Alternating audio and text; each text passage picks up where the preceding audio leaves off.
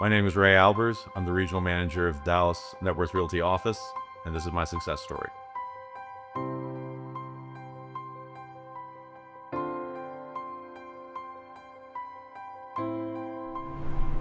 Born and raised in Dallas, born in 1983, went to a small Catholic grade school, St. Thomas Aquinas Catholic School in Dallas. I went there from kindergarten all the way through 8th grade. That was a boys and girls Catholic school. There's a strong private school community in Dallas for Catholic schools, and so all my friends that went to St. Thomas that were boys, the most of them, the hope was that you'd get to go and get accepted to Dallas Jesuit. There's a whole application process that's kind of competitive, and by hook or crook or luck, I was able to apply, get accepted, and that's where I went to high school. I was a good student, definitely wouldn't confuse myself as a great student. Pretty good athlete, got to play baseball and basketball at Jesuit, and that's probably some of my best memories. But I love playing basketball at Jesuit, and I got to play baseball all the way through senior year. I found out that I was halfway decent at pitching, found a real niche thing that I was good at, and found out pretty early that if you can find something that you're good at, you bring value and you get to hang around and do some really cool stuff. Really created some fun opportunities for social experimenting. There were always a lot of parties before or after sporting events. I normally took people up on that and enjoyed myself quite a bit. I decided to host a party when my parents were out of town for a soccer tournament for my sister. So I thought that was a great opportunity to have a pre-party at my house before the last basketball game of the season. And we were all gonna be spectators and go have fun. And I thought, let's go to my house for a few hours and, get overserved and be underage and do all the smart things that high school kids do. So, started out as harmless fun. I got way overserved and showed up to this basketball game, and by then I don't think I knew exactly what was going on. Got myself into trouble, got escorted out of the game, had to talk to the principal, security. They had me write down my whereabouts that night, what I was doing. I don't remember writing that note. Fast forward a little bit, woke up the next morning at a friend's house. I actually woke up in his bathtub with his mom standing over asking me if I was okay. I realized at that point that I was physically okay, but there was something probably that was not good waiting for me. My parents got the call. They came back early from the soccer tournament. I knew that I had a really bad situation waiting for me at school. Somehow I thought I was just gonna get to go to class, but got notified when I was getting dropped off that I was not going to class. Had to go talk to the principal. They wanted some answers about what happened, who I was with, what all went on. I decided I didn't feel comfortable being very forthcoming because I didn't want to tell them who all else was involved, because I felt really bad and guilty that I was going to get everyone in trouble. So I decided to not really be forthcoming with information. They didn't like that, which led to them calling my dad and asking him to come to the school, thinking that his presence would probably make me talk more. But he got there and encouraged me to tell them what they wanted to know, and I still said, I don't think I can do that. They definitely told me if I wasn't going to be forthcoming that they were going to expel me, and I told them that that would be terrible, but I understand if you have to make a tough decision. But I've already made my decision, and I'm here to talk about me and not about other people. And they definitely gave me my expulsion papers and told me I had to sign them if that's what I was going to do. I signed the expulsion papers and then promptly, left campus thinking I was expelled with my dad. Luckily, they reconsidered later that night and called and said that they wanted to instead suspend me for 2 weeks, and I would have to come to school in solitary confinement and do all my assignments and classwork and receive zeros, regardless of how well I did on the assignments. And if I could still pass all of my classes and do everything I was required to, that I could still graduate. So I did that, and It was something that was scary, but it seemed very clear to me that it's something I needed to take responsibility for. The fact that it worked out and it didn't like jeopardize my future makes it like a funny story. But at the time, it was serious business, and I was concerned. But I was compelled to at that point just really take ownership, and I think that was a very formative experience. And it taught me that if you do the right thing, only the right thing happens, even if it's the hard thing. So it was a good thing. From my private school, all boys high school experience, I wanted something different in college. I thought, big state school, definitely co-ed. And I had decided I didn't want to go to school anywhere in Texas. Columbia, Missouri, not a place I had been before I went on college visits, but I did, and I really kind of fell in love with it. There was cold weather, the campus was really cool, and it was 574 miles away from Dallas, and I thought that was far enough away, but not too far.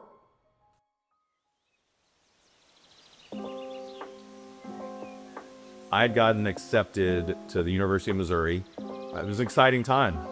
First, excited that I actually got to graduate from high school after my scare with expulsion. And so I made the leap and went to University of Missouri to get my degree in psychology. That's definitely what I thought I wanted to do. I'd always had a curiosity and a fascination with it. And psychology was really something I loved to study. I really enjoyed studying it. I got some opportunities to intern and try and see what that was really going to look like.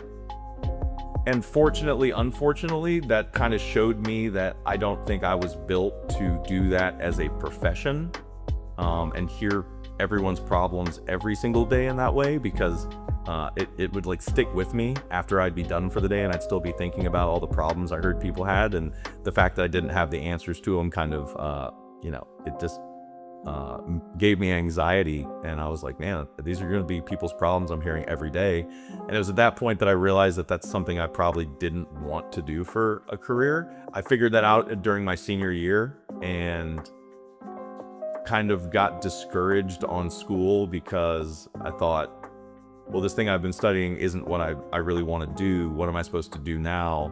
And I should have done the responsible thing of continue and like get my degree, since I was about 27 credits away from doing it. But instead I decided to admit scholastic failure and called my dad and had a hard conversation and said, I could finish, but I don't know why I would need to finish. I'm not gonna do psychology. I'm sorry I've wasted 3.5 years of your money and my time. And he wasn't like super pleased with my timing, but he understood and told me that if I was ready to jump in and really go to work, that he'd support that. So with that, I left Missouri, not with a degree, but with a lot of experiences that I would not trade anything in the world. But I did decide to move back to Dallas and got a job at a small commercial real estate company and started my real estate career. That was my first job out of college. Immediately moved home, jumped into it. So they brought me in and let me assist on the management and gave me a very small amount of money for that job. But you got to learn and you got to break in. I had some good success fielding phone calls for potential tenants, figuring out some kind of formula in my mind for tenant mix. I learned a lot. There was not a lot of training. There was not a lot of guidance. It was a bit of baptism by fire. Right when I started getting good at it, I thought I was really, really about to take off and really make it big in commercial real estate. And right around that time is when the Great Recession, 2008, all of a sudden, a huge real estate problem became very apparent. The economy tanked and no one was leasing retail commercial space. No one wanted to open up a business. So I went from doing like 5 and 10 year leases to people being like, how about we do 3 months and see if I stay in business?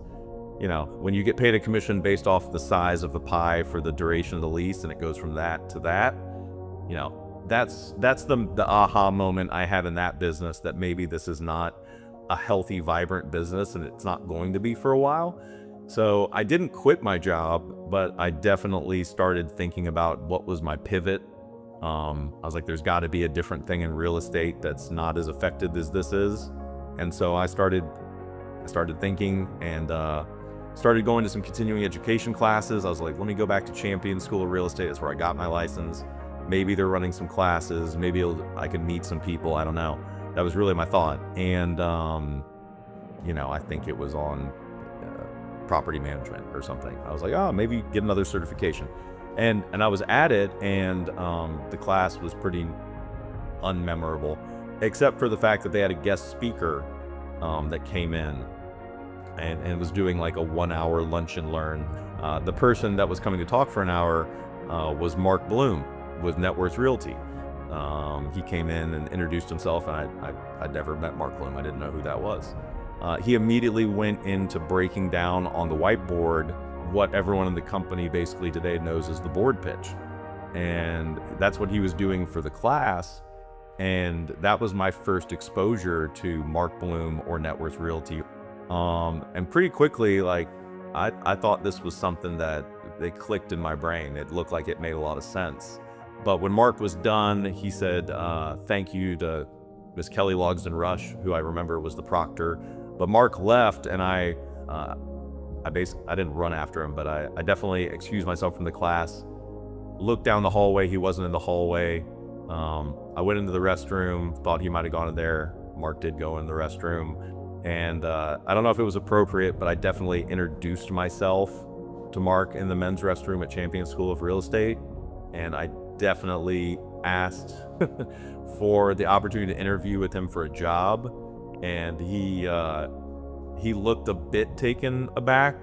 I guess the setting and he went in there for a reason, and I kind of invaded his private space. But that's another one where I guess I could have done that differently, but the result was Mark gave me an interview, and I got to come meet with Mark about a week later, so no regrets. I interviewed with Mark, and I started in the Dallas office very quickly after. I was already licensed. I already had my license from commercial real estate. So he's like, if you're licensed and you're ready to go, you can go. My start at NetWorth Realty was really, really good.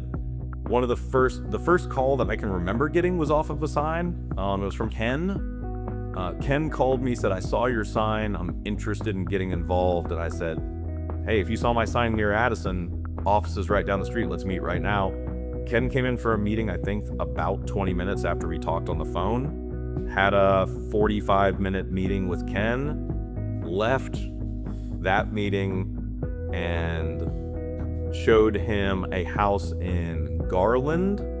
Kenneth agreed to buy it on the spot. Ken signed the contract, got the check from him, sold the house my third day on the job to Ken, and actually wound up selling Ken 2 more houses that same week. So we wound up buying 3 houses in my first week on the job from the first meeting that I got from signings. So my first week at NetWorth Realty was electric. I thought it was awesome. It was also probably not the best thing that could have happened to a person like me, because I immediately thought, this is really easy.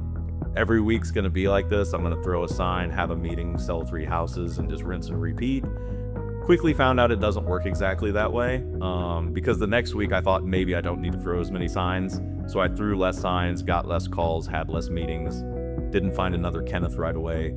I was someone who was not immediately, diligent daily. I would have long stretches, like weeks or months, where I would be really on top of things, but it was always inevitably followed by some kind of taking my foot off the gas, coasting, maybe enjoy your success. I know that had to frustrate Mark, because he told me a lot that it did frustrate him. And it honestly frustrated myself. But at the time, it was something that was a pattern I was very comfortable in. And it took me quite a while to get out of it, because, it was a way that I could operate that was just successful enough. I was able to be good living that way, but always underperforming from what was possible. Doing good enough, but just showing what you're truly capable of, but not consistently doing it. So I think that's a good way to be frustrating to team members around yourself, or managers, or general managers. And I was definitely someone that was perpetually guilty of for a long time. A time came where I had to decide, am I fine seeing other people that I started with progress to a point beyond where I'm at? And, I want to have that same level of success. I think I'm capable of it. What's holding me back? And, for me, it was a lot of personal stuff. I had a really serious gambling problem. Like, I gambled a lot. I would spend a lot of time thinking about gambling and going to Las Vegas or to casinos in Oklahoma, or for me, sports betting. And, I tried to make a joke out of it with people because, people for the most part think like gambling's okay. And I think gambling's okay for the vast majority of people. It turns out, and once I really started thinking about it, a lot of my roller coaster tendencies were partly because I was not in any way fully focused on NetWorth Realty in my career. I was looking for shortcuts or distractions to try and fill the time that I should have been using to play it straight and really put forth like what I'm capable of to a very concentrated effort to get everything out of this opportunity, rather than lying to myself and finding other opportunities. So the first step is having a hard conversation with yourself. And I eventually, reluctantly, stubbornly, after a lot of time not listening to Mark Bloom, not listening to Amy Bloom, who is one of the first people years and years before I came to the realization that I had like a serious problem that needed attention.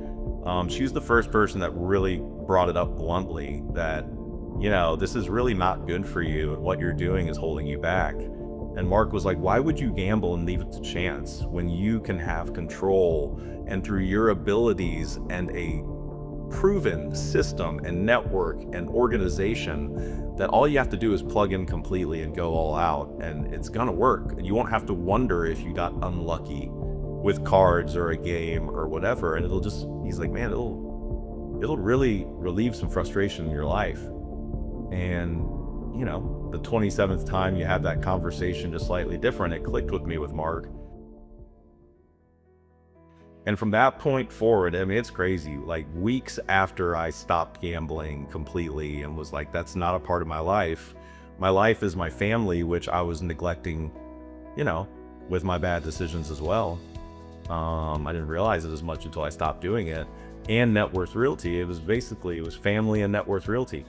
It was work and my family. Those were the two things that I cared about. They were interconnected, and it immediately changed within weeks. And then doing it consistently the right way for, 3 months in a row, I was like, wow, this is amazingly better. And it didn't feel like work. It didn't feel harder. It felt easier. And that was such a relieving feeling of doing it every day the right way, that no longer was I having to wake up and remind myself today is a day to wake up and do it the right way. It just became the way very quickly. And it's the only way that I wanted to operate. And I think it was 8 months after that to where the opportunity came up where there needed to be an assistant manager. So Mark wanted a new person to come into that role and offered me the opportunity to do that. And that was incredibly powerful because it was reassuring, and it let me, know that I'm doing the right things, and I was on the right path. So I got that opportunity at that point, and that was amazing. So that opportunity started out as training to be the assistant or the second manager, and so that's what I was training for, and I threw myself into it, all out. There's a lot that goes into it. You got to keep your eyes on a lot of things and be able to multitask. But so I was learning how to do all those things and anticipating that I was going to be assisting and at some point jointly managing. Like some things in life, things can quickly change. I got a call from Mark Bloom at 10:15 at night, I think, just telling me, hey, I'm making a change. You're going to be managing the office as the sole regional manager. And I remember on the phone, I asked Mark when, and his response was now. And I got very excited, but also was like, wow, that's really quick. And, I told him, don't worry, I got this. I was pretty sure I did, but at the same time, I was like, this is gonna be an interesting start. So it happened quick when it happened. So I thought I was getting ready for one thing, and it turned out to be a bigger thing. And pretty excited it happened, the way it did, because it changed my life. My life has completely changed. I've been here for 14 years. This has been the place that has allowed my life to change through the opportunity, through, the financial change from when I started to now. It's night and day. It's amazing. The longer I do this, the more I realize that celebrating big things, small things, things that people don't expect to get celebrated are important, and it's not performative. It's because it matters. I know this team is capable of being the number one office in the company. I take a lot of responsibility that, if they're not there, it's probably something I'm not doing to not put them in the right spot. And I mean that. They're all incredibly capable. For what is asked and what you need to do to be successful in this job, I can say, yes, I think that anyone can do this job. Because of the structure and the work that's been done by so many before to lay out a repeatable plan and formula for success, yes. And in that way, anyone can do it. Success is being able to do your job well enough in my position to where you're confident enough that the team has the tools in place to be successful. The freedom to be able to do things and be present with my family, to where when I'm coaching my kids' baseball game, I can be fully present during that time and not be worried about what I'm not doing at work. That hour and a half can be fully enjoyed and experienced with my family. Success is being happy with what you get to do every day, and making it not feel like work, while also having the satisfaction of knowing I'm doing my job really well and getting that balance. I mean, that's success. How much has my life changed? Exponentially. And it's because of the opportunity. It's because of the people. It's because of, honestly, the company being patient with me too. I could have been looked at as a bad investment and dumped, but they held on to me as a rental property and let the appreciation grow. So I'm glad that I hope that I have repaid in some way to Mark and to this company through my work and through my efforts, what they've offered to me, and Jeremy Coburn and Scott McFarlane, and just everybody. It's an amazing opportunity that's changed my life. My name is Ray Albers. I'm the regional manager of Dallas NetWorth Realty office, and this is my success story.